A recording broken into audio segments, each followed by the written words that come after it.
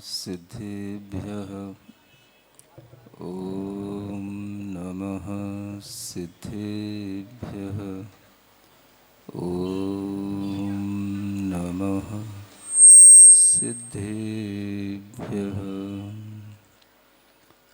ओकारं बिन्दुसंयुक्तं नित्यं ध्यायन्ति योगिनः कामदं मोक्षदं चैव ओंकाराय नमो नमः।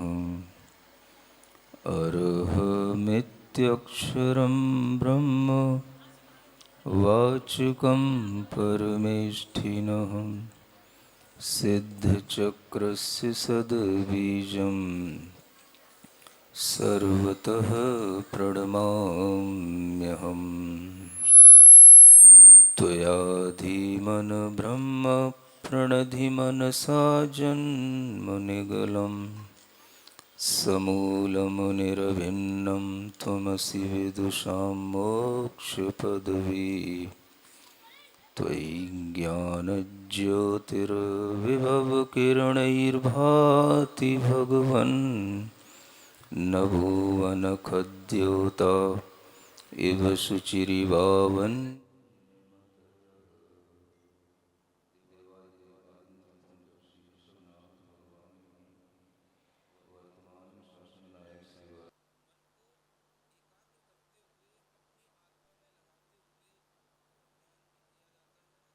एकाग्रता जब बढ़ती चली जाती है तो वह शुक्ल ध्यान में भी परिवर्तित हो जाती है और ध्यान से ही संसार को बढ़ाने वाले कारणों का विनाश होता है।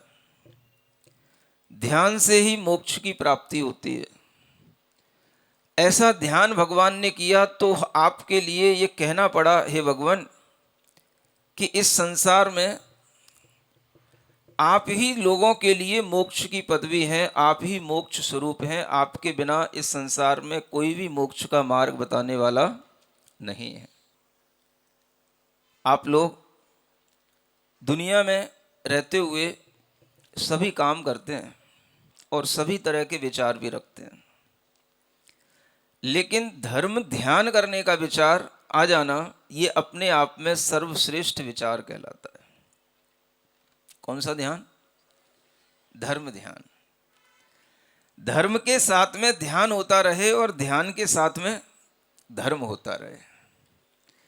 यह धर्म और ध्यान दोनों साथ साथ चलते रहें तो हमारे अंदर एक सी एकाग्रता उत्पन्न होती है। उस एकाग्रता से ही हमारा कार्य भी बनता रहता है और धर्म ध्यान भी चलता रहता है। यहाँ पर ये सब कॉरपोरेट लेवल के जो लोग बैठे हैं, ये सब एक दो दिन का ऐसा ही कुछ कार्य सीखने जा रहे हैं कि हम धर्म करते हुए भी ध्यान करते रहें और ध्यान करते हुए भी धर्म करते रहें और इन दोनों के साथ में अपना काम भी करते रहें।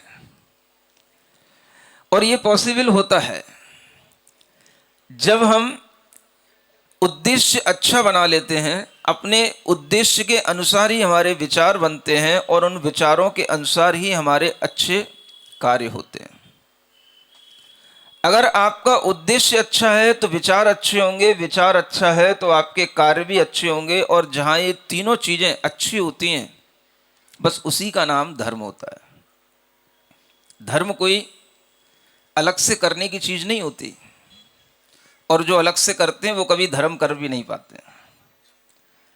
उनके लिए धर्म भी एक काम बन जाता है, और जब धर्म को अलग से करने का काम बन जाता है तो वो भी उनके लिए एक टेंशन बन जाती है कि इस काम को मुझे करने के लिए अलग से टाइम भी निकालना है।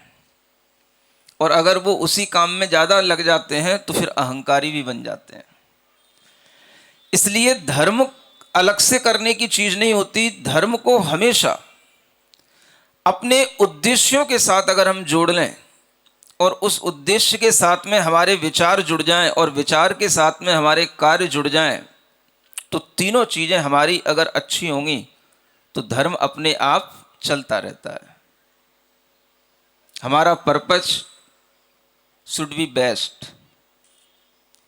हमारे थॉट्स शुड बी बेस्ट और हमारी डीड्स शुड बी बेस्ट। ये तीन चीजें हैं। अगर हमारा पर्पस सही है, हमारे थॉट्स सही हैं, हमारी डीड्स सही है, तो हम धर्म कर रहे हैं। हमें अलग से कोई धर्म करने की जरूरत नहीं है। और यही धर्म करने का अगर तरीका हमारे अंदर समझ में आ जाता है, तो फिर एक बार अगर हम ये तरीका समझेंगे, तो इसके लिए कहीं ना कहीं आपको एक स्पेशल प्रोग्राम अटेंड करना पड़ेगा। अगर हम आपके लिए आज कुछ स्पेशल बोल रहे हैं, तो हम केवल इन जो ये टोपी के पहने हुए लोग दिख रहे हैं ना, ये कौन समाज के लोग हैं, और ये कॉर्पोरेट वाले बैठे हैं, ये वाइट कार्ड वाले हैं, तो मैं इनके लिए कुछ बोल रहा हूँ। वो तो आपको ये समझो कि अच्छा बोनस मिल रहा है, जो इनके कारण से आपको अच्छा सुनने को मिल रहा है। नहीं तो मैं आपके लिए बड़ा कॉमन चीज़ें बोल रहा था और बोलता। ये सामने बैठे हैं इसलिए क्योंकि इनका ही वो टाइम था जो टाइम आप लोगों ने ले लिया। और ये हमारे लिए अभी 2 दिन स्पेशल लोग हैं, आप लोग हमारे लिए अभी कॉमन पर्सन हो। अगर आपको भी हमारा स्पेशल टाइम चाहिए, आपको भी हमसे अच्छी स्पेशल नॉलेज चाहिए, तो अभी भी आपके पास टाइम है। हम लोगों से, टीम से कह देंगे, शायद थोड़ा सा इनको समझने में देर लग रही है, 12 बजे तक भी आप लोग अगर रजिस्टर कर लेंगे तो आपको एक स्पेशल ग्रुप में स्पेशल टाइम के साथ में स्पेशल नॉलेज दी जाएगी। अभी भी आप इन लोगों को देख करके अपना मूड बना सकते हो। यहां आने का पर्पज क्या है? आप लोग तो हर जगह रहते हो, वही मंदिर, वही आप लोग, और वही आपका उदक चंदन तंदुल पुष्प गई। इन सब से तो मैं थोड़ा सा बोर सा होने लग जाता हूं।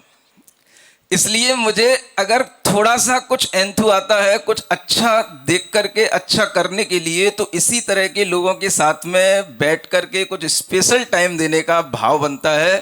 तब सुबह सुबह अगर हम चल करके भी आ जाते हैं 8 किलोमीटर 10 किलोमीटर, और उसके बाद भी आपको टाइम देते हैं, तो ये किसके कारण से? ये आप लोगों की शक्ल देख के नहीं, ये इन लोगों की शक्ल देख के। आप बुरा नहीं मानना, आपके लिए भी कुछ होगा तब ये आपकी शक्ल देखेंगे। लेकिन आप अभी इनकी अनुमोदना करो ताकि आपके लिए भी कुछ अच्छा हो सके।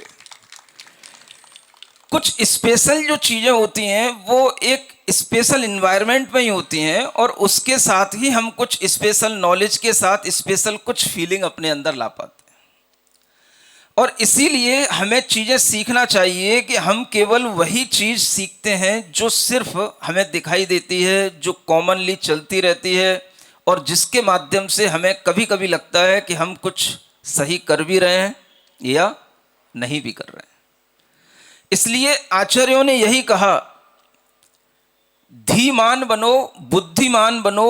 और धीमान का मतलब है अपने मन को एकाग्र करो।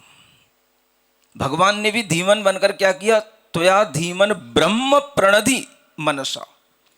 ब्रह्म माने अपना जो शुद्ध आत्म स्वरूप है, उसमें अपने मन को लगाओ। अपने अंदर, अपने ही आत्मा में अपनी शुद्धता को खोजो।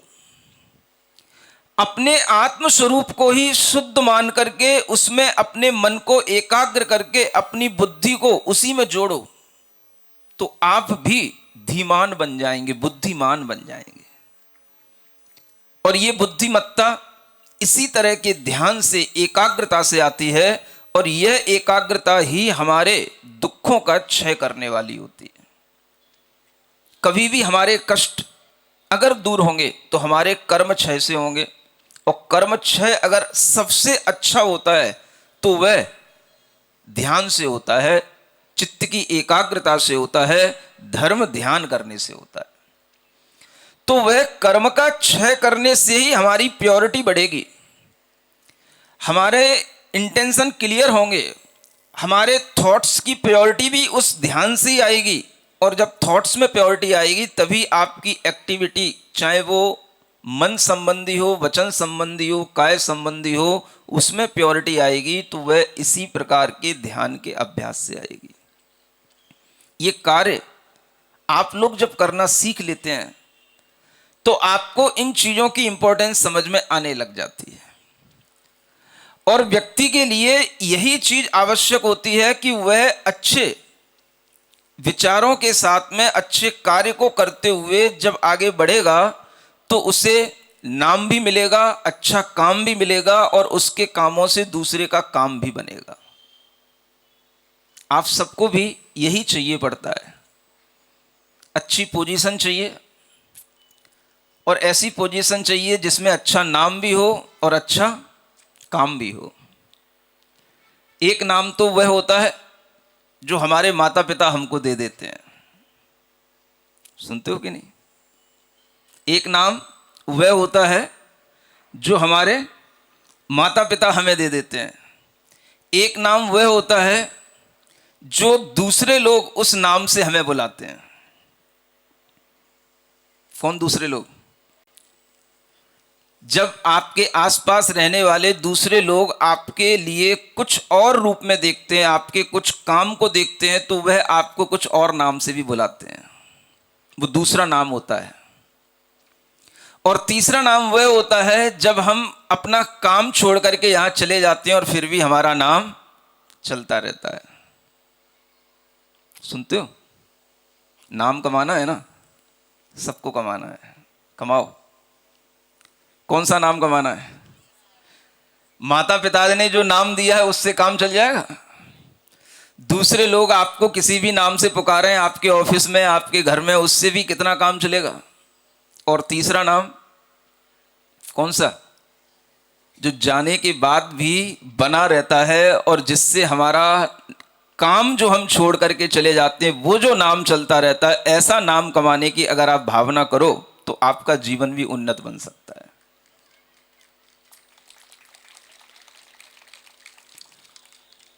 आचार्य महाराज के लिए अगर हम देखें तो विद्याधर ये नाम उनके माता पिता ने दिया। किसने दिया? लेकिन जब वे बड़े हुए तो एक नाम उन्हें गुरु ने भी दिया। क्या दिया?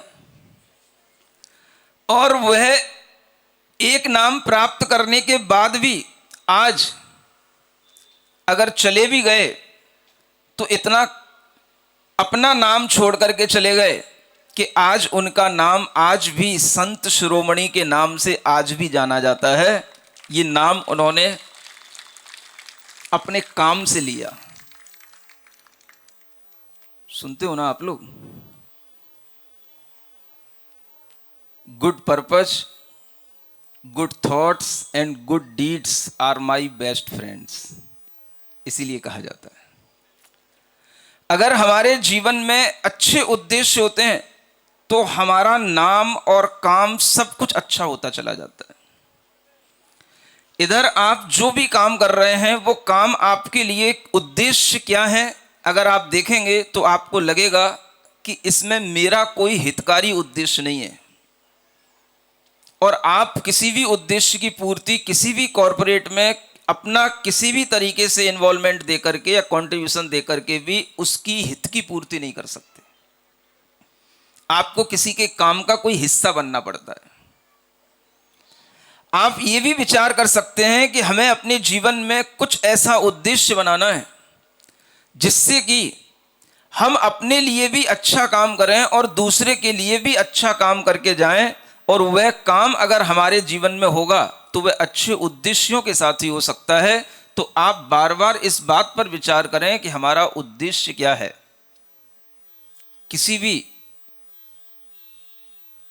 इंडस्ट्री में काम करने का, किसी भी ऑर्गेनाइजेशन में काम करने का, किसी भी फैक्ट्री में काम करने का, किसी भी ऑफिस में बैठने का हमारा पर्पस क्या है, ये आपको बार बार सोचना है। आप अगर पढ़ रहे हैं, आप किसी भी तरह की हायर स्टडी कर रहे हैं, आपको ये बार बार विचार करना पड़ेगा कि इसका भी आगे चल करके पर्पस क्या है इसको पढ़ने का। अगर हमारे सामने पर्पस बेस्ट होता है तो हम अपनी जिंदगी में कुछ बेस्ट परफॉर्मेंस भी कर पाते हैं। और पर्पस वही कॉमन रह जाते हैं तो हमारा जीवन भी एक कॉमन ग्रेड का बना रह जाता है और हम कभी भी अपने अंदर कुछ भी जो हमारे अंदर स्पेशलिटी है उसको हम कभी फील नहीं कर पाते।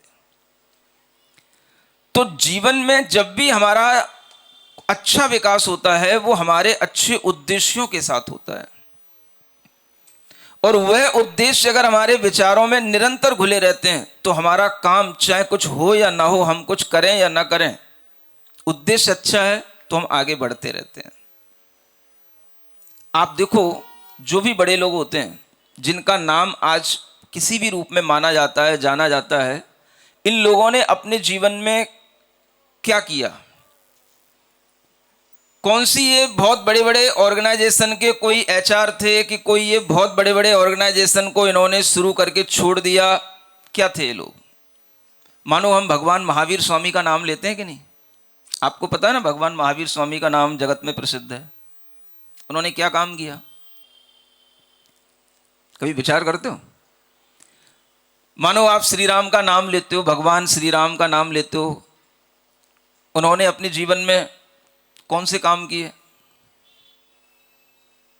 सोचो जरा थोड़ा सा। एक ही काम किया, बस रावण को मारा था और कुछ नहीं करा था। इसके अलावा भी और कुछ काम था? क्या था बताओ? धैर्य को धारण कर लिया था। धैर्य तो धारण उन्हें करना पड़ा, वो मजबूरी थी उनकी। हम ये भी कह सकते हैं, मजबूरी में नहीं किया। चलो ये भी कह सकते हैं कि अगर उन्होंने अपने उद्देश्य में ये ले लिया कि मुझे पिता की आज्ञा को मानना है और मुझे इस संसार के जो सारे सुख सुविधाएं हैं, वैभव है, इनको छोड़ के भी अगर हमें जाना है तो कोई बात नहीं, लेकिन हमारा उद्देश्य क्या है?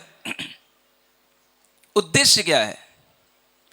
हमारा उद्देश्य हमेशा सत्य के साथ जीना है। हमारा उद्देश्य हमेशा बुराइयों से बचना है। हमारा उद्देश्य हमेशा अच्छे मार्ग पर चलना है। और चाहे हम जंगल में रहें, चाहे हम घर में रहें, हमारा उद्देश्य अगर इतना होता है तो हम उस उद्देश्य की पूर्ति के साथ ही अपना नाम कमाते चले जाते हैं और हमारे जाने के बाद भी हमारा नाम चलता है। आप लोग सिर्फ उद्देश्य बनाइए। अगर आपके जीवन में यह उद्देश्य है कि हमें अच्छे काम करना है, बुरे काम नहीं करना है, तो इतने ही संकल्प से आपके जीवन में अच्छे ही विचार आएंगे, बुरे विचार नहीं आएंगे। आप जिस जगह पर काम करते हैं वहां पर सब चीजें होती हैं। लोग अच्छे हो सकते हैं लेकिन काम वहां पर भी बुरे होते हैं। वही अच्छे लोग जब अच्छे सूट बूट में दिखाई देते हैं, अच्छे विचारों के साथ में जब आपके साथ कॉन्फ्रेंस करते हैं तब वो अच्छे लगते हैं। और वही अच्छे लोग जब तरह तरह के क्लबों में पार्टी बनाते हैं तो वही अच्छे लोग बुरे कामों में भी डूबे रहते हैं।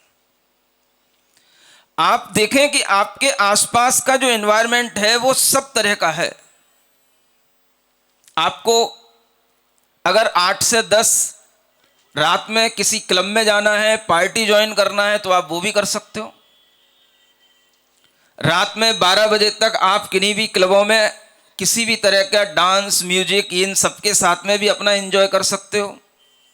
और आपके पास में दूसरा ऑप्शन ये भी है कि अगर आपको दिन भर के काम से 2 घंटे रात में कुछ करने को मिलते हैं तो आप अपने सामने तत्वार्थ सूत्र जैसे ग्रंथ का अध्ययन करने के लिए रात को 9:15 बजे, 9:30 बजे टीवी भी खोल के बैठ सकते हो। ये डिपेंड करेगा आपके पर्पज पर कि आपका पर्पज क्या है। जब भी हम पर्पज की बात करते हैं तो आप अपना पर्पज ये बना लेते हो, भाई मुझे तो सीए बनना है, मुझे तो एमबीए करना है, मुझे तो आईआईटीएन बनना है। ये पर्पज नहीं है। ये तो आपकी जिंदगी को चलाने के लिए, केवल आजीविका को बनाए रखने के लिए कुछ आपके काम हैं, लेकिन जीवन का पर्पज तो कुछ और होता है। वह पर्पज जिसमें कि हम इतना अपने मन के अंदर संकल्प लें कि हम अपने जीवन में अच्छा ही काम करेंगे, बुरे कामों में इन्वॉल्व नहीं होंगे। हर सैटरडे संडे को किसी भी तरह के कॉरपोरेट लेवल पर जो लोग रहते हैं वो अपना किसी ना किसी तरीके से एंजॉय करते हैं। करते हैं ना, सब लोग करते हैं। अब आपको विचार करना है कि हमारा पर्पस क्या है।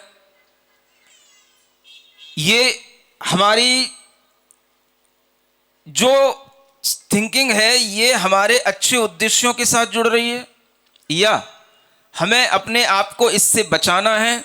अगर आपके दिमाग में अच्छा और बुरा उद्देश्य होगा तो आप उससे बच पाएंगे, और अगर नहीं होगा तो आप कहेंगे महाराज सब लोग कर रहे हैं, हमने भी कर लिया, तो क्या गलती कर ली। आपके पास सिर्फ एक ही बहाना होता है, और ये बहाना आपकी कमजोरी होता है कि ये आपकी पसंद होता है।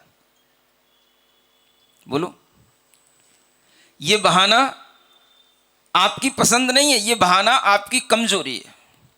और जब इस कमजोरी को आप साथ देते हो तो फिर धीरे धीरे धीरे धीरे यही आपकी पसंद बन जाती है। आपके लिए अगर अच्छे उद्देश्य, सिर्फ इतना ही कह रहा हूं मैं, अच्छा क्या और बुरा क्या, अच्छा उद्देश्य आपके सामने होगा, आपके अंदर अच्छे विचार आएंगे, आपको अच्छा माहौल मिलेगा, तो बुरा जहां पर हो रहा है उससे आपको हटना भी होगा, बचना भी होगा, और उन विचारों से, उन कार्यों से भी आपको दूर रहना होगा। अगर हम केवल जीवन में इतना ही अच्छा कर लेते हैं तो भी हम धीमान बन सकते हैं, बुद्धिमान बन सकते हैं। यही है बुद्धि का उद्देश्य। केवल हमारे पास में दुनिया की इंफॉर्मेशन होने का नाम बुद्धि नहीं है। बुद्धि का मतलब है कि हम अपनी बुद्धि को अपने में लगा पाएं, हम अपनी बुद्धि को शुद्ध सात्विक रख पाएं, हम अपनी बुद्धि को पवित्र बनाए रखें। अगर वह बुद्धि हमारी पवित्र बनी रहेगी तो वह तभी रह सकती है जब हमारे उद्देश्य में यह हो कि भाई दुनिया में सब कुछ हो रहा है, सब कुछ है दुनिया में, गंदा भी है खाने को, बुरा भी है, अच्छा भी है खाने को, गंदा भी है पीने को, अच्छा भी है पीने को, गंदा भी है सोचने को, अच्छा भी है सोचने को, गंदा भी है देखने को, अच्छा भी है देखने को। चूज आपको करना है। ये कैसे होगा? ये सिर्फ और सिर्फ इस वाक्य से होगा कि अगर हमें अच्छा नाम कमाना है तो हमें अपने विचार अच्छे रखने होंगे, और विचार अगर अच्छे रखने हैं तो हमें अपने उद्देश्य अच्छे रखने होंगे। बस इतनी सी बात है। अगर हमारे उद्देश्यों में यह चीजें गलत हैं तो हम अपने आप को अपने आप से बचा ले जाएंगे और हम बहाना ढूंढ लेंगे उन चीजों से हटने का। अगर हमारे उद्देश्य में वो चीजें गलत हैं तो बहाना मिल जाएगा, उसके लिए भी बहाना मिल जाता है। सुनते हो कि नहीं? ऐसे भी बच्चे होते हैं जो उन गलत चीजों से हटने के लिए बहाना बना लेते हैं। मुझे रात में खाना नहीं, मुझे रात में अपने घर में काम है, मैं आपकी पार्टी में नहीं आ सकता, मैं सैटरडे को कहीं और अपनी तीर्थ यात्रा पर जाता हूँ, मुझे अपने सैटरडे को संडे को कुछ और अपने घर का काम करना पड़ता है। ये भी हमारे बहाने हो सकते हैं। लेकिन ये सब बहाने कब चलेंगे? जब आपके उद्देश्य अच्छे होंगे। तो आज की दुनिया में सबसे बड़ी जरूरत है कि हम अपना उद्देश्य अच्छा बनाएं, और उद्देश्य में यही चीज होती है कि आज सब जगह देखो, पीने के लिए क्या है बताओ? बिस्लरी का पानी कि अमूल का दूध? अरे कोल्ड ड्रिंक्स भी बहुत छोटी चीज हो गई आजकल। तो पीने के लिए क्या है? आपके उद्देश्यों में चीज अगर आ गई कि अगर आपसे किसी ने कहा कि भाई अगर तूने ये कभी चखा ही नहीं, ये कभी पिया ही नहीं, एक अगर तूने कभी इसका स्वाद लिया ही नहीं तो तेरी जिंदगी खराब है। मैं उस पीने की बात कर रहा हूं। देखो छोटा सा बच्चा जानता है, एल्कोहल वो बोल रहा है। देखो समझो आज ये हालत है। सुन रहे हो? शायद हम तब समझ पाए होंगे, ग्रेजुएशन में पहुंच गए होंगे, तब हमने एल्कोहल ये नाम सुना होगा। वो बच्चा देखो आज अभी 10 साल का ही मुश्किल से होगा, अभी जानता है एल्कोहल। आप सोचो कि हमारे जीवन में ये सब चीजें आसपास हैं और हम इनसे परिचित हैं, हम इनको अच्छे समझ से ढंग से जान भी रहे हैं, और इनका अगर हमारे जीवन में कहीं भी प्रभाव पड़ रहा है तो आप कभी भी धर्म नहीं कर सकते। धर्म करने के लिए आपको अलग से कुछ करने की जरूरत नहीं है। धर्म करने के लिए आप अपने जीवन में इतना अच्छा उद्देश्य बना लो कि हमें अधर्म नहीं करना, तो धर्म अपने आप होता चला जाएगा। आपको यह पता होना चाहिए कि ये अल्कोहल, ये वाइन, ये सब ड्रिंक करना ये धर्म है कि अधर्म है। और धर्म का मतलब मैं इससे नहीं मान रहा कि आप मंदिर आते हो कि नहीं आते हो, मैं इसकी तो कभी बात ही नहीं करता, मुझे मतलब भी नहीं इन चीजों से। धर्म का मतलब जिससे आप जीना सीखते हैं, जो आपको अच्छी उद्देश्यों के साथ में आपको आगे बढ़ाता है, जो आपको अच्छा बनाता है, जो आपकी समाज में प्रेस्टीज बनाता है, उसका नाम धर्म होता है। केवल मंदिर में अपना फोटो खिंचाने से नाम धर्म नहीं हो जाता। हम मंदिर आते हैं, समाज के लोगों को दिखा दो आप आकर के, महाराज आ गए हैं, सब लोग अपनी अटेंडेंस देने लग गए, इससे धर्म नहीं होता। धर्म क्या है? जो हमारी इमेज हमारी फैमिली में, हमारे बच्चों के साथ, हमारे फ्रेंड्स के साथ, हमारे रिलेशंस में जो भी हमारे रिलेटिव हैं उनके सामने हमारी इमेज अच्छी बनाए, जो अच्छा बनाए हमको, उसका नाम धर्म है। अगर आप ड्रिंक करते हैं तो आपकी इमेज अच्छी बनेगी, जो आपकी सोसाइटी में रहने वाले लोग हैं या जो आपके साथ में काम करने वाले लोग हैं वो तो कहेंगे आपके लिए, भाई आप तो पुराने ढर्रे के लोग हो, कुछ अपडेट नहीं हुए हो, दुनिया कहाँ जा रही है, आप क्या सोच रहे हो, वो तो कहेंगे। लेकिन जहां आप रह रहे हो, जिस कुल में आप जन्म लिए हो, वहां पर आज भी कुछ संस्कार ऐसा बचा है कि अगर आपके घर में आपकी पत्नी है, आपके बच्चे हैं, तो उन्हें यह बताने की जरूरत नहीं है कि ये अच्छा काम है कि बुरा काम है। अगर बच्चा आपका जैन कुल में भी जन्म लिया है और उसने पहली बार देखा कि पापा पी करके घर पर आते हैं, तो पापा से अपने आप कह देगा, पापा आप अच्छा नहीं करते हो, ये क्या पी करके आते हो आप। ये बच्चा भी जानता है। तो जो आप सब लोगों के सामने अच्छा बनने के लिए कर रहे हो, अपडेट बनने के लिए कर रहे हो, वो आपके अपने बच्चों के सामने अगर अच्छा नहीं है तो वो अच्छा कैसे हो सकता है? बोलो, विचार करने की बात है कि नहीं? एक सभ्य समाज के सामने जब आपकी ये इमेज बन करके आएगी कि भाई ये पीता है, तो बताओ, जो आपके अपने ऑफिस के फ्रेंड्स या कलीग्स के साथ में जो इमेज बन रही है, वो इमेज आपकी यहाँ समाज में काम आएगी? तो आज भी कहीं ना कहीं समाज में अच्छाइयां हैं कि नहीं? अच्छाइयों को प्रोसीड करने वाली चीजें हैं कि नहीं? अगर हम अपने उद्देश्य में अच्छाई और बुराई का भेद नहीं समझ पाएंगे तो हम अपने जीवन में कुछ भी ऐसा नहीं कर पाएंगे जो हमारे लिए कभी धर्म के साथ चलने वाला हो। और हम अगर ये सोचेंगे कि हम पहले कुछ कर भी लिए, कुछ पाप कर लिए, फिर हम उसको बाद में धो लेंगे, तो ये भी आपकी एक बहुत बड़ी गलत धारणा होगी।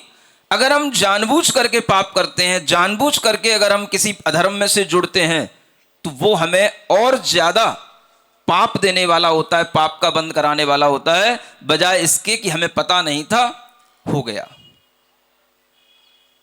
अब आप विचार करो कि आप जान करके पाप करते हो कि बिना जानकारी के पाप करते हो। इसलिए कहता हूं, थोड़ा सा तत्वार्थ सूत्र पढ़ने का समय निकालो। मेरे सामने ग्रंथ सजा के रख दिए हैं, मैं क्या करूंगा इनका? है? मैं क्या करूं इनका? कि मैं अब द्रव्य संग्रह पढ़ूं कि तत्वार्थ सूत्र पढ़ूं कि इष्टोपदेश पढ़ूं? क्या करूं? है? मुझे तो ये सब चीजें गुरु महाराज ने इस तरह से पढ़ाई हैं, इस तरह से मेरे अंदर में घोंट घोंट करके डाल दी हैं कि मैं कहीं पर भी बैठ जाऊं, मुझे इसके अलावा कुछ दिखता ही नहीं है, चाहे आप ये हमें दिखाओ या ना दिखाओ। इन सब ग्रंथों के सार, इन सब ग्रंथों की श्लोक कारिकाएं सारी की सारी हम कहीं पर भी मन में बैठ करके स्मरण कर सकते हैं। हमें ग्रंथ सामने नहीं भी होगा तो भी हम उन ग्रंथों का पाठ करके पूरा का पूरा उनका सार निचोड़ सकते हैं। ये हमें गुरु ने बहुत बड़ी हमें चीजें दी हैं और इसी को ज्ञान कहते हैं, जो ज्ञान हमें अपने से जोड़े। अगर आप बुरे काम करते हो, आपके लिए केवल हम यही कह रहे हैं, सेल्फ अगर आपको ऑब्जर्वेशन करना हो कि ये काम बुरा है कि अच्छा है, तो आप देखना, अगर आप पीते हो, गंदा खाते हो, कुछ भी तरह के रात में व्यसन करते हो, बुरी आदतों से जीते हो, तो आप अपने आप से दूर हटते चले जाओगे, आप अपने निकट नहीं आ पाओगे। आपका मन ही गवारा नहीं करेगा कि हम ध्यान करने बैठे हैं या हम अपना मन अपने में लगाएं, क्योंकि आपका मन एकदम से रिग्रेट करेगा, कितना बड़ा बड़ा तू तो पाप कर रहा है, और अब जो है आंख बंद करके यहां पर सामने बैठ के ध्यान कर रहा है। आपका मन ही आपसे कहने लग जाएगा। सुनते हो कि नहीं? मन की आवाज सुनते हो कि नहीं कभी? फिर वही मन आपको परेशान करेगा, तू कहां जा रहा है? क्या आत्मा का ध्यान इतना आसान है कि तू आत्मा का ध्यान करने लग जाएगा, कि परमात्मा का ध्यान करने लग जाएगा? दिन भर तो क्या कार्य करता है, उद्देश्यों में तेरे क्या बसा पड़ा है, और आंख बंद करके बैठना चाहता है ध्यान करने के लिए। कैसे ध्यान कर लेगा? तो ध्यान और धर्म अलग अलग चीजें नहीं है। अगर आप धर्म के भावों के साथ जी रहे हैं, धर्म का मतलब समझ में आया? अच्छे उद्देश्य, अच्छे विचार और अच्छे कार्य, इसी का नाम धर्म है। अगर आप ये धर्म का भाव हमेशा बनाए हुए हैं तो आप हमेशा धर्म के साथ में ध्यान भी कर रहे हैं। और अगर आपके अंदर कभी ये समय मिल जाता है ध्यान करने का, तो उस ध्यान में इतना अच्छा धर्म हो जाता है कि वही धर्म आपके अंदर अनंत अनंत जन्मों से पड़े हुए जो कर्म होते हैं, जो बंधे हुए कर्म आपकी आत्मा में होते हैं, वो कर्म भी जल जाते हैं और वह कर्म भी हमेशा के लिए आपकी आत्मा से छूट जाते हैं, अगर ध्यान में ऐसा धर्म हो जाए तो। समझ पा रहे हो ना? धर्म करते करते ध्यान करना और ध्यान करते करते धर्म करना, ये अंदाज कुछ अलग ही होता है, और ये भी एक लाइफ स्टाइल होती है, और यही हमें तीर्थंकरों ने सिखाई है, इसी की प्रशंसा की जाती है। हे भगवान, आपने अपने अंदर ऐसी ज्ञान ज्योति का वैभव प्राप्त कर लिया कि उस वैभव के आगे दुनिया में जितने भी लोग थे वे सब आपके सामने खद्योत माने जुगनू के समान दिखाई दे रहे थे। सबसे बड़ा प्रकाश, सबसे बड़ी निधि अपने अंदर है तो वो कौन सी है? त्वयि ज्ञान ज्योतिर। कौन सी ज्योति? ज्ञान ज्योति। ज्ञान की ज्योति कहां होती है? किसी लैंप में होती है या किसी कैंडल में होती है, किसी दीपक के सामने होती है? ज्ञान की ज्योति कहां होती है? आत्मा स्वयं ज्ञानमय है, और जब उस आत्मा के अंदर ज्ञान ही रह जाता है और जितनी भी जो डर्टीनेस ऑफ कर्माज है वो सब रिमूव हो जाती है, तो अपने आप वह ज्ञान की ज्योति ही सिर्फ बचती है, और वही ज्ञान की ज्योति केवल ज्ञान ज्योति कहलाती है, जिस ज्योति के आगे सारी ज्योतियां फीकी पड़ती हैं, जिस प्रकाश के आगे सारे प्रकाश हल्के पड़ते हैं। जैसे सूर्य के प्रकाश में अगर कोई जुगनू भी होता है तो वह प्रकाश हिंसा ही नजर आता है, ऐसे ही केवल ज्ञान के प्रकाश के साथ में जब तीर्थंकर भगवान आप इस दुनिया में थे, इस धरती पर विद्यमान थे, तब अन्य अनेक लोग भी थे जो अपने आप को बुद्धिमान कहते थे, लेकिन वे सब जुगनू की तरह प्रकाशित हो रहे थे। अपने अंदर का प्रकाश, अपने अंदर की ज्ञान ज्योति अगर हम बढ़ाएंगे और उसी के लिए अगर हम कुछ अच्छा उद्देश्य बना करके अपना जीवन जिएंगे, तो आपके लिए ये लगने लगेगा कि हम जिस प्रोफेशन से जुड़े हुए हैं या हम जिस कॉरपोरेट में काम कर रहे हैं, इससे भी बड़ा कोई हमारा और अच्छा उद्देश्य हो सकता है। इसलिए अपने उद्देश्य को कहीं उतने ही तक बांध नहीं लेना, उतने ही तक सीमित मत कर लेना जितने में आपने अपनी लाइफ को अभी बाउंड कर लिया है। उद्देश्य आगे बढ़ाने की गुंजाइश रखना, और ये अपने अंदर अगर बन जाएगा तो आपके लिए लगेगा हमें क्या प्राप्त करना है, ज्ञान ज्योति अपने अंदर प्रकट करना है। सोचो, कभी ये उद्देश्य बन सकता है? बोलो, कौन सी ज्योति? आपको तो लगता है कि बस यहीं पर जो ज्योति जलाई जाती है लोग उसी में मुझे बुला लिया करें, उसी में मेरा जो है सम्मान कर दिया करें, उसी में मेरे ऊपर पगड़ी बांध दिया करें, यही ज्योति मेरे लिए पर्याप्त है। इससे ज़्यादा मुझे और किसी ज्योति की जरूरत है ही नहीं। अगर हमने उद्देश्य में सिर्फ इतना रखा तो हमें सिर्फ इतना ही मिलेगा। और अगर हमारे उद्देश्य में आता है नहीं, हमारी प्योरिटी जितनी बढ़ती चली जाएगी, हमारा ज्ञान का लेवल उतना ही बढ़ता चला जाएगा, और वही ज्ञान ज्योति हमारे अंदर सशक्त जब बनती चली जाती है तो वही हमारे संस्कारों में जन्म जन्मांतर तक बनी रहती है। और दुनिया में कितना भी पाप कहीं पर भी हो रहा हो, अगर आपको कोई बचाने वाला है तो वह सिर्फ आपकी अपनी बुद्धि है और कुछ नहीं है। सुन रहे हो? कौन बचाएगा आपको? कोई बचाने आने वाला नहीं है। जहां आप जाते हो वहां कोई बचाव नहीं होता है। जो आपके सामने होता है उसमें आपको बचाने वाला भी कोई नहीं होता है।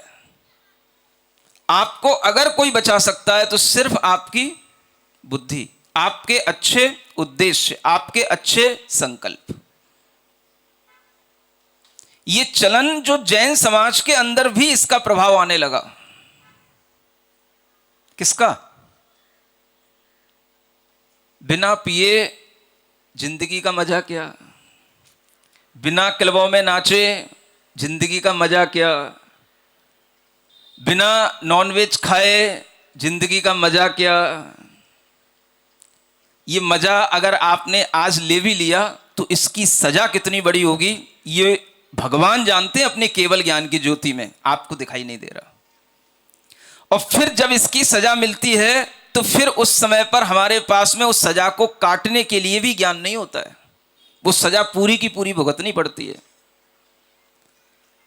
आज भी अगर आपको ये सजा देखते हुए लोग कहीं मिले तो आप देख लेना, किन्हीं अनाथालयों में जाकर के, किन्हीं उन स्थानों में जहां पर आज भी ढेरों बच्चे बिना आंख के रहते हैं, बिना कान के जीवन जीते हैं, अपाहिज होकर के रहते हैं, जन्मजात जिन्हें पैरालिसिस होता है, जन्मजात जो अपंग पैदा होते हैं, ऐसे अनेक जीव भी इस दुनिया में जीते हैं। किसके कारण से? ये किसकी सजा है? बोल नहीं रहे हो। आपको लग रहा होगा महाराज आप पहले दिन ही बहुत डांट रहे हो। हैं? डांट तो नहीं रहा ना, समझा ही रहा हूं ना, समझ में आ रहा है ना। अब थोड़ा सा तो कहना ही पड़ेगा ना, बिना कहे तो कुछ समझ आता भी नहीं किसी को। तो सजा भी हमें दिखाई देती है कि नहीं, कि जब वो सजा हम ही को मिले तभी हम अपनी सजा काटे। दूसरे की सजा देख करके भी तो हम समझ सकते हैं कि ये सजा क्यों मिल रही है। तो जिन्होंने बिना बुद्धि के इस तरह से जिंदगी में अपने मजा लिए हैं, आज वह अपने जीवन में इस तरह की सजा काट रहे हैं। और इस तरह की सजा का कोई उपाय किसी डॉक्टर के पास नहीं है, किसी भी व्यक्ति के पास नहीं है जो उसको इस सजा काटने से बचा ले। ये सजा क्यों इतनी ज्यादा उसके लिए बिल्कुल नेसेसिटी के साथ हो गई कि ये सजा उसके लिए भोगनी है? ऐसा क्यों हो गया? ये किसके कारण से? यही वो संस्कार हैं, यही वो कर्म हैं जिनके फल से ऐसी सजा व्यक्ति को भोगनी ही पड़ती है। इसलिए जीवन अच्छा बनाने के लिए हमेशा धर्म की जरूरत है। और धर्म का मतलब, अब बोलो, कंक्लूजन कर रहा हूं, टाइम हो रहा है। धर्म का मतलब मैं फिर नहीं कह रहा कि तो मंदिर जाना, क्योंकि मैं ऐसे लोगों को भी जानता हूं जो मंदिर जाते हैं और रात में क्लबों में नाचते हैं। तो मैं क्यों कहूं मंदिर जाओ तुम? समझ में आ रहा है? तो पहले तो धर्म वो है जो हमारे उद्देश्यों को अच्छा बनाए। अगर आप क्लब में नहीं जाते हैं, आपके उद्देश्यों में यह चीज है कि हमें किसी के साथ कोई भी पार्टियों में गंदे डांस नहीं करने, गंदे तरीके से हमें रातें नहीं निकालनी, गंदे तरीके से खाना पीना नहीं करना, ये अगर आपके उद्देश्य में है और अगर आप मंदिर नहीं भी जाते हो तो भी मैं कह सकता हूं कि आपका जीवन धर्म के साथ चल रहा है। क्योंकि ऐसा व्यक्ति कभी ना कभी गुरुओं के उपदेश सुनेगा, गुरुओं के दर्शन तो करेगा, भले ही मंदिर नहीं जाएगा। और अगर वह गुरु के निकट भी आ जाएगा तो भी उसके जीवन में धर्म की शुरुआत हो जाएगी, क्योंकि धर्म की शुरुआत मंदिर जाने से नहीं होती, गुरुओं के उपदेश सुनने से और गुरुओं के पास आने से होती है।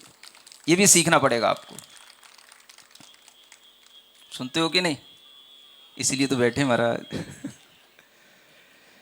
बैठे तो हो, लेकिन अपने जीवन में इस तरह के उद्देश्य अगर बने रहेंगे तो आपके अंदर अच्छाइयां रहेंगी।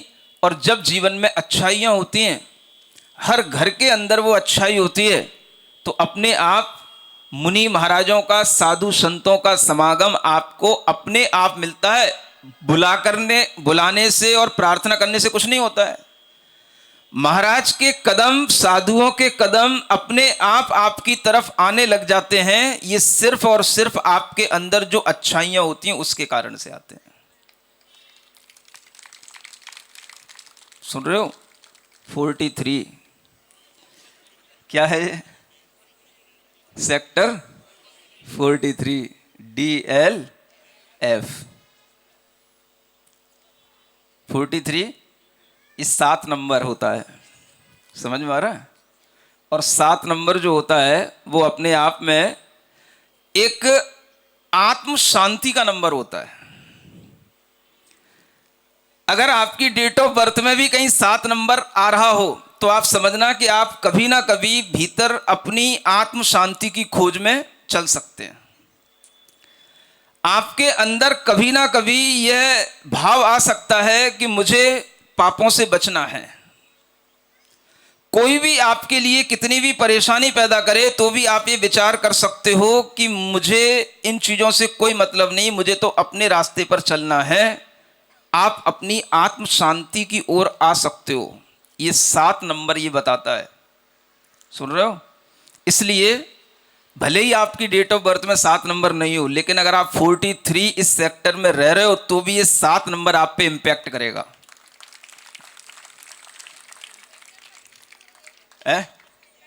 25 भी है, वो भी 7 हो गया। वाह, फिर तो यहां पर सभी ऐसे लोग हैं जिन्हें स्पिरिचुअलिटी में आनंद आएगा। समझ आ रहा है? माने हम अच्छे लोगों के बीच में बैठे हैं, ये अब हमें लग रहा है। समझ आ रहा है? क्यों आपको अच्छा लग रहा? गलत कह दिया क्या? अच्छे लोगों के बीच में नहीं बैठे तो आप प्रशंसा क्यों नहीं कर रहे हो?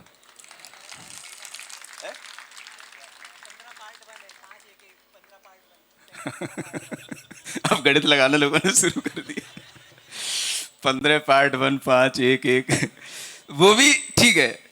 अगर आपके जीवन में भले ही चलो ये नंबर ना हो, लेकिन अगर आप ऐसी जगहों पर रहते हैं और अगर आपको ये भी करना हो कि हमें अगर इस तरीके से अच्छा जीवन जीना है, चलो कोई बात नहीं, आप अपने घर के नंबर को इस तरीके से रख लेना, आप अपनी गाड़ी के नंबर को इस तरीके से रख लेना कि उसमें 7 नंबर हो, तो भी आपके अंदर कुछ स्पिरिचुअलिटी आएगी, आपके अंदर कुछ आध्यात्मिक भावनाएं आएंगी, आपके जीवन में कहीं ना कहीं आत्म शांति आपका उद्देश्य बनेगी।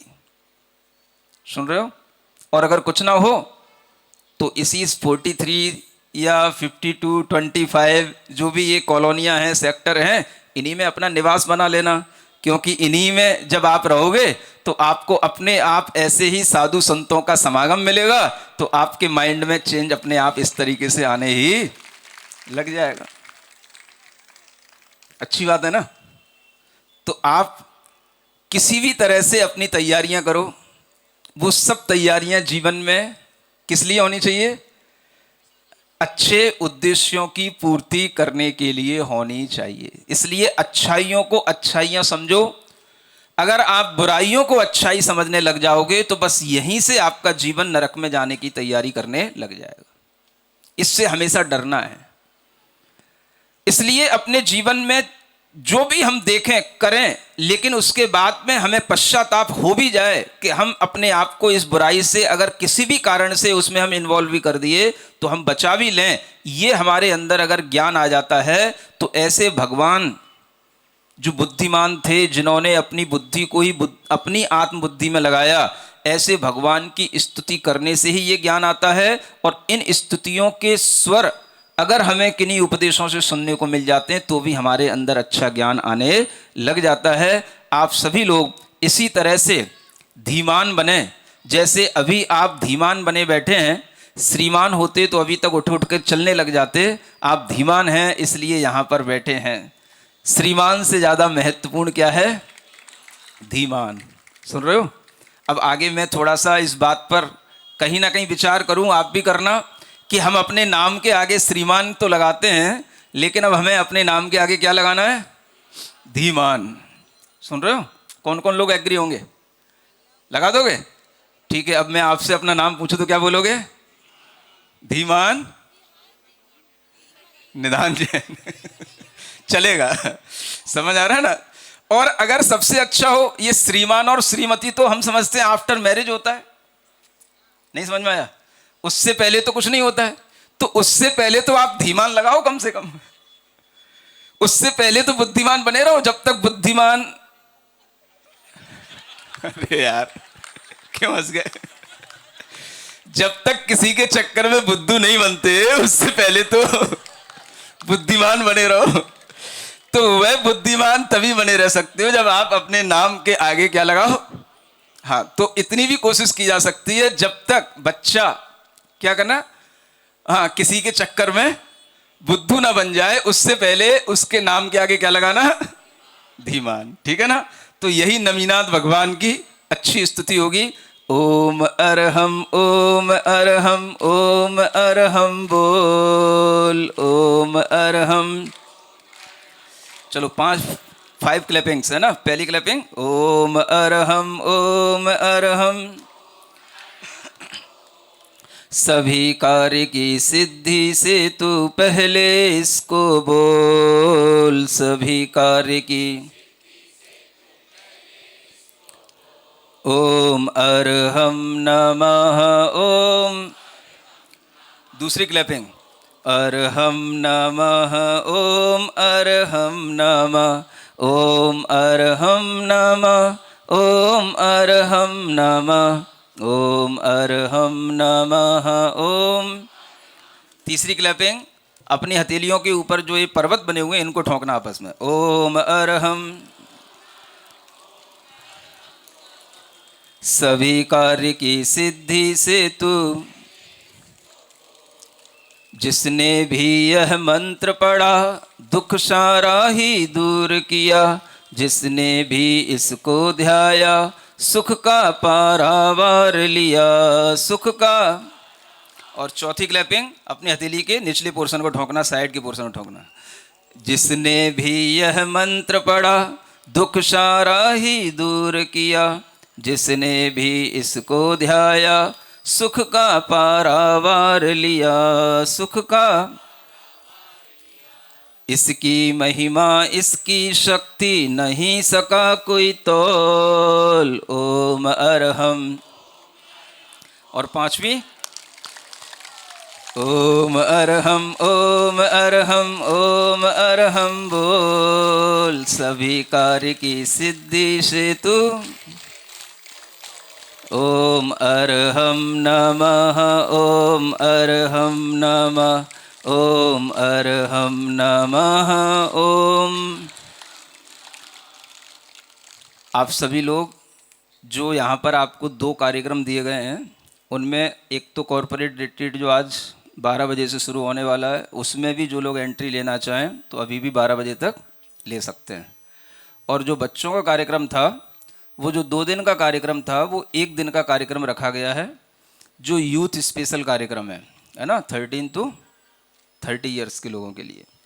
तो उसमें आप अपने बच्चों को एक शाम को 3 घंटे के लिए भेज सकते हैं, 4 से 7 बजे तक के लिए, जब वो अपने स्कूलों से आ जाते हैं।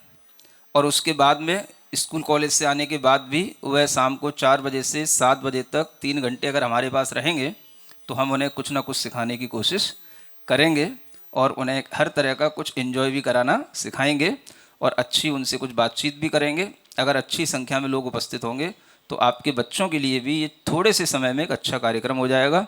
तो पूरे गुड़गांव के आसपास के सभी लोग इस तरह की जानकारी को ध्यान में रखते हुए दूसरों को भी ये जानकारी देने की कोशिश करेंगे। ठीक है ना? बोलिए महावीर भगवान की।